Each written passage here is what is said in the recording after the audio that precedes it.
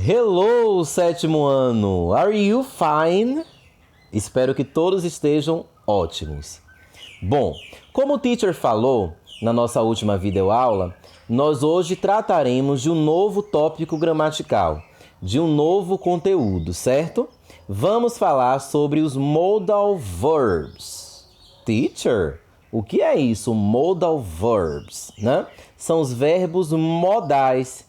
Em português, a gente não tem esses verbos, né? Temos a tradução, mas a gente não tem essa classificação, tá? Esses verbos modais em inglês, eles têm uma utilidade, uma funcionalidade específica. Eles parecem que são verbos auxiliares, tá? Eles têm mais ou menos uma função de um verbo auxiliar.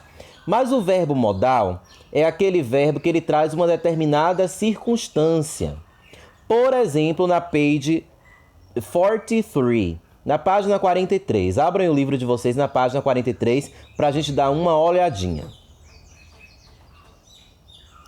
Bom, aí na parte do language piece, né? É uma parte da linguagem, uma parte da gramática, nós temos o modal verb chamado can, que o teacher já até falou para você há 2 videoaulas atrás, né? O verbo can, C-A-N, tá?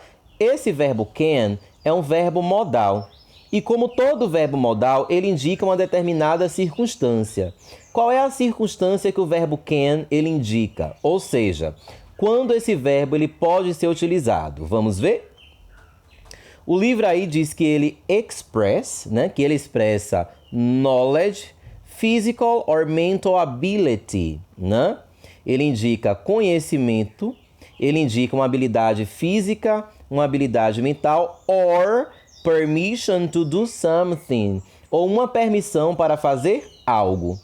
Por exemplo, o teacher não sabe nadar. Se eu não sei nadar, né, eu posso falar assim, ó, eu não posso nadar. Por que eu não posso nadar? Porque eu não tenho habilidade para aquilo ali. Eu não aprendi a nadar, né? Mas eu posso falar que eu posso ensinar inglês. Por que eu posso ensinar inglês? Porque eu tenho habilidade. Um dia eu estudei, eu aprendi, tenho um certificado de professor de língua inglesa, né? Então essa frase ficaria I can teach English. Eu posso ensinar inglês.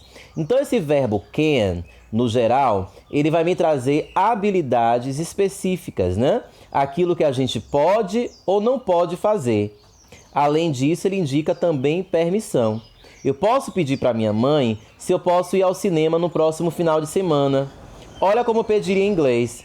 Mom, can I go to the cinema next weekend? Mãe, eu posso ir ao cinema no próximo final de semana? Então, eu estou pedindo por uma permissão. Por isso que eu utilizei o verbo can. Então, can é utilizado para falar sobre habilidades de um modo geral e é utilizado também para falar sobre permissão.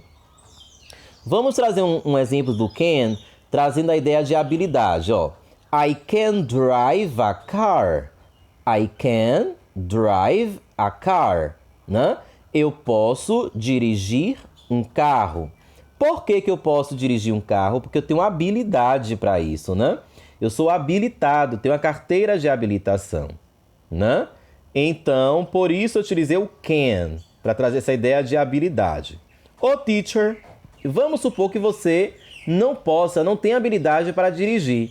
Você vai utilizar o can? Não. Aí, como é negativa, vamos utilizar a negativa do can, que é o can't. C-A-N, apóstrofo T. É o can, mas a palavra not, que fica can't, tá? Aí eu falaria da seguinte forma. No, I can't drive a car. Não, eu não posso dirigir um carro. Certo? Então o verbo can vai me trazer essa ideia de habilidade, de permissão, tá? Na página 45, na page 45, a gente já tem um outro modal verb, um outro verbo modal chamado should. Vejam aí na página 45, onde tem language piece, nós temos o verbo should. Esse verbo, ele é utilizado para falar aquilo que a gente deve e aquilo que a gente não deve fazer, tá? Aquilo que é dever do ser humano, aquilo que é obrigação também do ser humano. Por exemplo, ó, you shouldn't speak so fast. You shouldn't speak so fast. Né? Shouldn't na negativa, né? Você não deveria falar tão rápido. Não o significado dessa frase. You shouldn't speak so fast. Você não deveria falar tão rápido. Vou dar um conselho para vocês, porque o verbo should, ele também pode ser utilizado para dar conselhos a alguém, né? E um conselho que o teacher daria para vocês é: vocês devem estudar inglês. Esse devem, né? Traduzindo para o inglês, seria o verbo should. Olha como ficaria a frase: You should study English. You should study English. Vocês devem estudar inglês. É isso aí, pessoal. Esse foi o início da nossa aula sobre os modal verbs, sobre os verbos modais. A gente viu o verbo can e o verbo should. O verbo can, ele é utilizado para falar sobre habilidades, tanto mentais quanto físicas, e para falar sobre permission, sobre permissão. E o verbo should, ele é utilizado para dar conselhos, para falar o que você deve ou não deve fazer. Tá certo? Dei mais uma pesquisada nesse conteúdo. Na próxima aula vamos fazer algumas activities sobre ele para a gente compreender melhor na prática. Tá certo? Bons estudos. Bye, bye.